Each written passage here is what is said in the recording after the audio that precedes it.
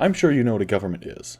Whether you're familiar with your own, you made up a ranking system in kindergarten, or maybe you've just watched Judge Judy. Despite the many different interpretations, government itself implies one thing: the managing of a claim, usually a country. As a system, a government can be used to control, be controlled by, or ignore its citizens. Sometimes there's an appointed leader, put there one way or another, or in some cases, ruled by a panel of people. In some very rare cases, the country is managed by the citizens themselves.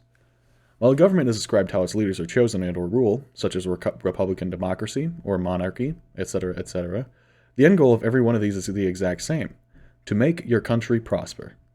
That one sentence begins to explain why government is important. If the goal is prosperity, then discovering how to prosper and what it takes to reach those goals is also the responsibility of the government. Have a broken ankle? Maybe covering the cost of that surgery required will help your citizens prosper. Need to travel to work? Someone has to maintain those roads.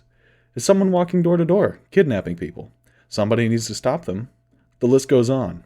As the government, the responsibility of the security and prosperity of your citizens becomes your top priority. A decrepit, non-prosperous society is a broken down, non-advancing society, as they say. Yet, why? Why must you advance your society, defend their interests? Simply, the moment you are thrust into power, their interests become your interests. If you take care of your citizens, they like living where they are. Yet, if they are unsatisfied, they will leave your country, form a set of 13 colonies, work under your government for 173 years, then write a piece of paper telling you to screw off.